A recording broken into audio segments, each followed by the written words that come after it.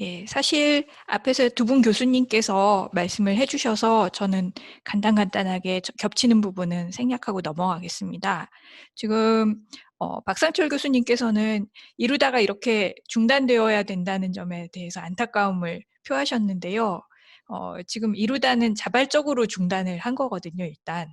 근데 만약에 이루다가 중단을 하지 않고 계속 서비스를 한다고 하면 그걸 중단시킬 방법이 있느냐, 이 관점에서 한번 보고 싶습니다. 그래서 우선 이루다가 도대체 어떤 문제가 있느냐, 이미 두 분 교수님께서 말씀하셨지만 20세 여성으로 상정한 거 자체에서 벌써 마개의 문이 열리는 느낌이 딱 듭니다. 예. 20세 여성이라는 게 좀, 아까도 저기 두 분 교수님도 말씀하셨지만 뭐 어린 여성, 그다음에 응대하고 맞춰주는 여성, 이런 역할을 하다 보니까 그 자체에서 벌써 상당히 젠더적인 이슈가 많이 생기고요. 또 채팅 데이터를 긁어서 공부하다 보니까 그 차별 편향 이런 문제가 또 생기고요. 그다음에 또 이용자들이 "와 잘됐다. 우리 한번 얘를 어떻게 해 보자." 뭐 이런 식으로 하면서 악의적으로 혐오 표현이나 어 성희롱적인 표현을 학습시키니까 또 그거에 반응하고, 이런 일들이 생긴 것입니다. 근데 그러면 이런 일이 안 생기려면 AI를 처음 디자인할 때부터 윤리 문제를 인식하고 반영을 해야 되는데요. 근데 그렇게 윤리 문제를 인식하고 반영을 하려면 첫 번째로 필요한 게 사실은 회사와 개발자가 인적으로 다양해야 됩니다. 그러니까 그냥 여성 비율이 뭐 몇 프로 이상 되면 된다 이런 게 아니라 의사결정에 영향을 미칠 수 있는 역할을 일정 이상의 여성들이 해야만 '아 이거는 20세 여성은 이상한데요.'라는 인식이 처음부터 딱 들어야만 그다음 단계로 넘어가기 전에 한번 안전하게 체크를 할 수가 있는 거죠. 근데 또 다른 문제가 또 하나 있습니다. 이게 예 "20세 여성은 이상한데요."라고 문제를 제기를 한다고 하더라도 사실은 사업성하고 저울질을 하다 보면은 윤리가 조금 희생될 우려가 있습니다. 그러니까 뭐 남성 목소리도 개발하고 여성 목소리도 개발하고 이러면 좋지만 굳이 하나를 개발하자면 '여성 목소리가 낫지 않겠느냐.' 이런 식의 반응을 보일 수밖에 없는 그런 사업적인 비용적인 노력적인 그런 현실이 있기 때문에요. 그런 상업적 압력이 있다 하면은 우리가 중소기업인데 하나를 개발한다면 수요자가 많은 20세 여성으로 개발하고 다른 건 나중에 차차 돈 벌면 개발하자, 이런 식으로 되는 문제가 있습니다. 그래서 윤리 문제를 의식하면서도 결국은 어 이 그냥 '에이 이거 이 정도는 우리가 이 위험을 떠안고 넘어가야지.' 하는 생각들을 하게 되는데요. 이런 문제들이 많이 나오는 게 이제 게임 업계입니다.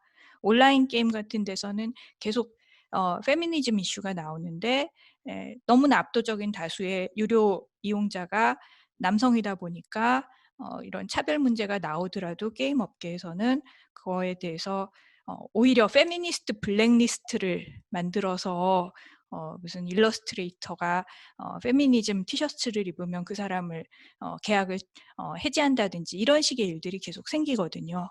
그래서 결국은 그러면 회사가 윤리를 의식하고 하려면 어떻게 해야 되느냐? 뭐 자율검증, 인식제고 이런 거 다 좋은데요.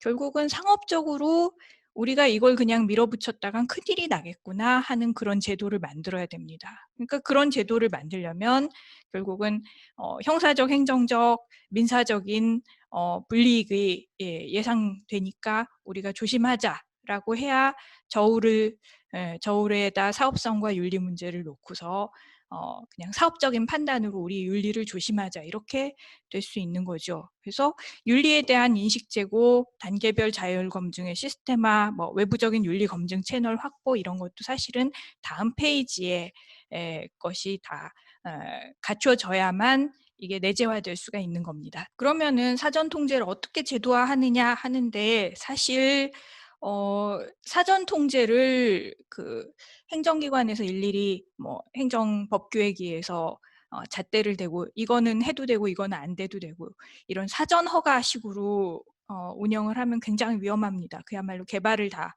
완전히 봉쇄하는 셈이 돼 버리죠. 그러니까 현 단계에서는 사실은 각종 그 AI에 관한 정부가 요즘 펑펑 쓰려고 하는 그 수많은 기금 내지 예산 이런 거를 지원을 할 때 너네 회사의 윤리에 관해서 어떠어떠한 요건들을 갖추고 있느냐, 뭐 연구원들의 인적 다양성은 어떻게 되느냐, 또 뭐 윤리 교육들은 받았느냐, 뭐 이런 거에 대한 체크리스트 계량화, 뭐 이런 거를 어떻게 하느냐, 이런 문제가 되는 것이고요. 또 각종 VC라든지 이런 투자를 하는 단계에서도 너네가 만약에 윤리적이지 않은 앱을 개발하고 있다 하면 우리는 너희에게 투자하지 않겠다 하는 요즘 한참 화두로 ESG 펀드니 뭐 이런 게 많이 나오고 있는데요. 그런 식의 AI 윤리도 그런 평가 요소로 하는 체계를 좀 만들어 놓을 필요가 있다 하는 것이고요. 그다음에 AI 그러려면은 사실은 이거를 누가 평가를 해서 반영을 할 수 있을 만큼 좀 체계화가 돼야 됩니다. 근데 이거에 관해서는 회계법인이나 로펌이 이런 감사나 인증 검증을 해 보자 이런 얘기들은 계속 나오고 있고 뭐 ICO에서도 그런 AI 오디팅에 관한 그런 얘기도 나왔고 뭐 회계 관련 국제 기구들에서 백서도 내고 했지만 아직 그게 완전히 가시화되고 있지는 않습니다. 근데 최소한 이런 것들이 갖추어지면서 기업이 알아서 거기에 맞춰서 앱을 개발하는 식으로 한 단계 한 단계 나가면은 상당 부분 사전 통제 문제가 해결되지 않을까 하는 생각이 들고요. 그다음으로 사후 통제의 측면에서는 사실은 박상철 교수님께서 그 대법원 판례를 하나 예로 드셨는데요. 그 2009-19864 사건 그게 YMCA 사건입니다. 그래서 거기서 차별적으로 운용하는 거에 대해서 헌법을 매개로 해서 기본권에 직접 어, 침해로 해서 손해배상 청구가 가능하다, 불법행위다라고 했는데요. 거기에서 그 사건에서의 특징은 YMCA가 순수한 민간 업체나 사적 그런 행위자가 아니라 공공성을 띈 단체라는 점이 많이 고려가 됐습니다. 근데 그러한 논리를 과연 이루다 같은 사적인 기업에 그대로 적용을 할 수가 있겠느냐. 그러면 그게 생각보다 쉽지 않다고 그러면 도대체 어느 법을 가지고 이루다를 말릴 수 있겠느냐 하면은 사실은 지금 명확한 법이 없습니다. 아까 잘 지적하셨듯이 이게 정말 뭔가 실질적인 신용이나 고용이나 뭐 행정 서비스나 의료나 이런 데서의 차별이냐 아니면 혐오 표현이냐 이거를 구분해야 되는데 혐오 표현에 대해서는 지금 장애인 차별금지법에서는 규정이 있지만 다른 법에서 콕 집어서 이걸 가지고 혐오 표현을 규율할 수 있느냐 좀 의문이 있습니다. 그리고 뭐 모욕죄, 명예훼손죄로 혐오 표현을 규율할 수 있느냐? 이게 집단에 대한 모욕이나 명예훼손이 과연 성립하느냐?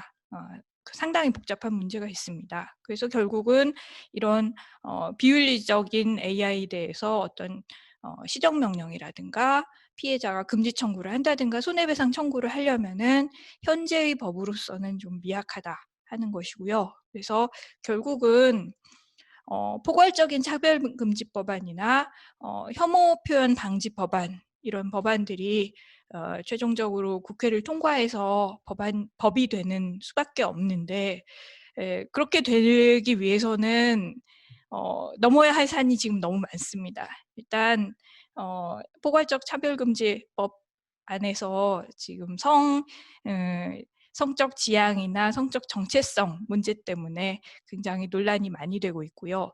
또 이 표현의 자유를 침해하는 것이 아니냐 하는 그런 논란도 많이 되고 있고 그다음에 국민의 인식도 아직 그 아주 다양한 수많은 차별적인 인자에 대해서 우리 모두 다 일체의 혐오 표현을 하지 말자 이런 수준까지 올라와 있지 않고 그래서 이 AI의 윤리를 민사적으로 통제하고 뭐 형사적, 행정적으로 통제하는 갈 길은 멉니다. 근데 사실 이런 법이 나오지 않으면은 결국은 증명 책임은 문제 때문에 AI의 비윤리성을 사후적으로 통제하기가 어렵게 되고, 그리고 사후적으로 통제하기가 어렵게 되면 결국은 사전적인 내부 규율도 쉽지 않아지기 때문에 계속 노력해서 적절한 법을 만들어 나가는 게 필요하다고 생각합니다.